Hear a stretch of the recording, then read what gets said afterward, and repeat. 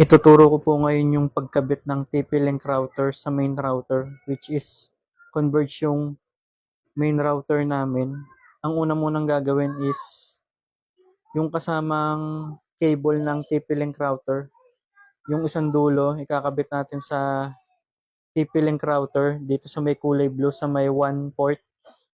Tapos yung kabilang dulo naman ng cable, ikakabit natin sa main router, which is convergence sa amin dito sa may kulay dilaw, sa may LAN port.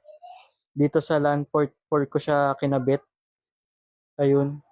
Tapos next, yung kasama naman na adapter, ikakabit natin sa router, tapos isasaksak natin sa outlet.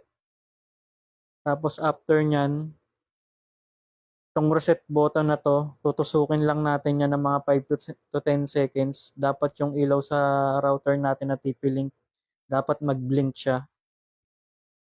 Tapos after nyan, iset up na natin yung TP-Link router gamit yung website. Pwede rin natin gamitin pang setup yung TP-Link app. Ito yung TP-Link app, yung TP-Link Tether. Pero mas sanay ako i-set up sa internet, kaya internet yung gagamitin ko. Open ko muna yung internet ko. Open ko lang yung wifi. Yan. Tapos connect tayo dun sa TP-Link router.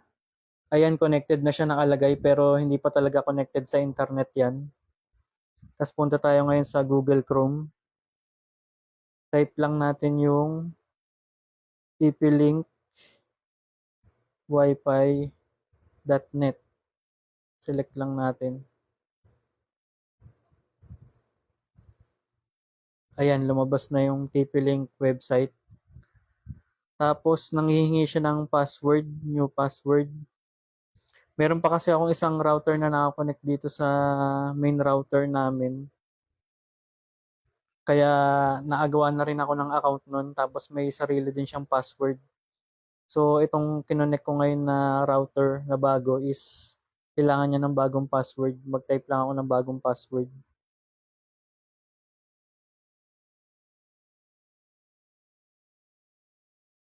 Tapos, confirm password daw.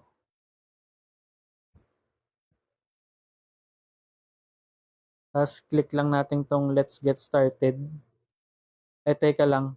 Kapag wala pa pala kayong account dito sa TP-Link, may lalabas dyan. Pagkabukas na itong TP-Link website, may lalabas dyan na sign up or create ka account yun. Pindutin nyo lang yun para maagawa kayo ng account nyo sa TP-Link. Tapos pindutin ko na tong let's get started. Yan, nakapaglagay na ako ng password. Tayin lang natin lumabas. Ayun, sabi dito, select your time zone. Select lang tayo ng time zone natin. Pindutin lang natin yung please select. Tapos select natin yung time sa Philippines.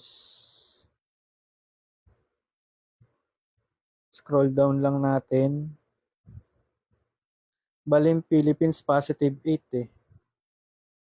Positive 8. Itong piliin natin yung Taipei. Yan, tapos pindutin lang natin yung next. Tapos dito, pindutin na lang ulit natin yung next.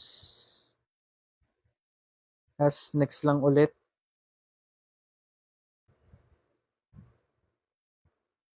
Tapos dito sa network name SSID, ito yung pangalan ng TP-Link router natin. Tapos sa baba, ito yung password.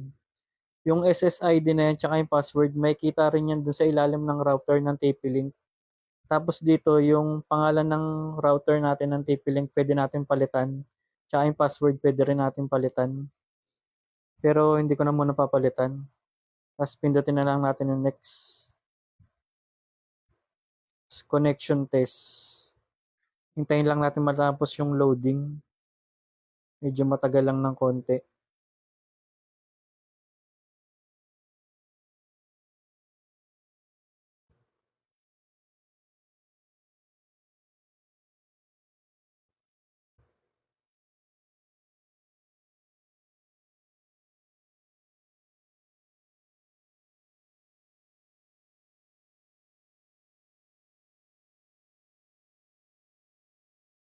Matagal lang matapos yung loading.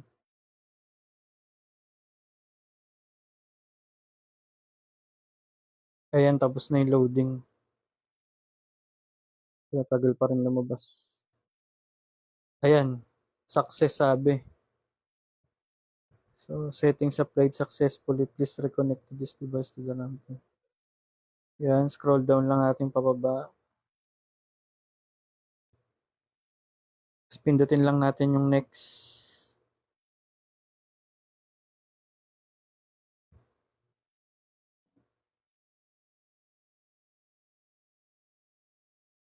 Tagal ah. Next ulit. Tagal. Ba't wala? Punta tayo ulit dun sa Wi-Fi. Connect ulit tayo dun sa TP-Link router. Ayan, ito. Connect tayo dyan. Ayan, nakalagay connected na. Ibig sabihin connected na tayo sa internet. Tapos, balik tayo dun sa website ng TP-Link. Ayan. Pinindot ko lang ulit yung next. Tapos dito, select lang natin none of the above. Sabi all set, you can now enjoy the internet, get the Tether app, and to enjoy more. Tapos click lang natin yung finish. So, ibig sabihin na-connect na tayo sa internet. Ayan, lumabas na. Sabi may internet na daw tayo. Tapos click lang natin tong Archer AX23. Yan yung pangalan ng router natin na Wi-Fi. Yan yung pangalan ng unit ng TP-Link Wi-Fi router. Click lang natin. Tapos punta tayo dito sa wireless. Ayan. Kung titignan natin, may 2.4G tsaka 5G connection yung TP-Link router natin.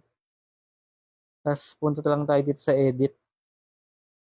Dito sa edit, pwede nating palitan yung pangalan ng Wi-Fi natin ng TP-Link, itong SSID. Tsaka yung password nung natin, TP-Link router, Wi-Fi, pwede rin natin palitan. Yan. Tapos yun, mag-speed test tayo ngayon. So, nakakonect na ako ngayon sa TP-Link Wi-Fi na router. Speed test lang tayo. Click lang tayo ng server. Converge Mandaluyong. Go.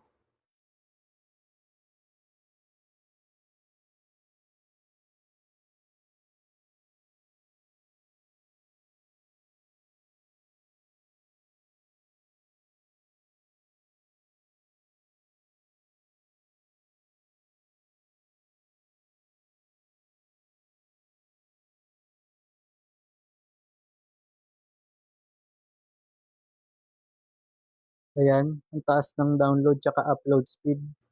472 tsaka 538.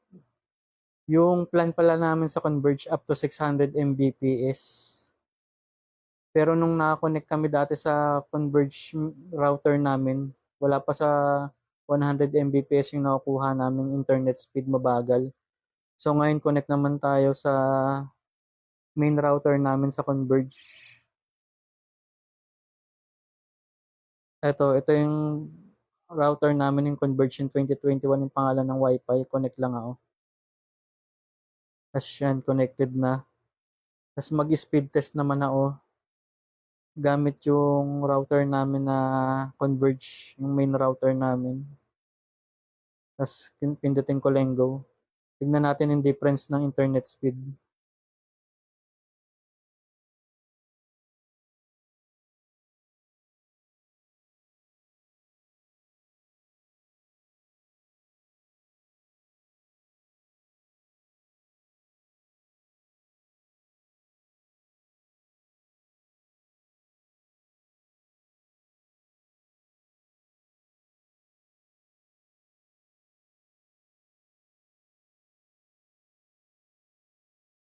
Ayan, yung download tsaka upload speed. 41 tsaka 35 lang, wala pang 100 Mbps. So, mabagal talaga siya kung dun lang kami nakakonect sa mismong main router namin sa Converge. Kaya importante talaga yung third party na router, which is yung sa amin TP-Link. Mapapabilis niya talaga yung internet connection nyo. Kaya yon, sana may natutunan po kayo dun sa tinuro ko na tutorial. Ayun po, salamat.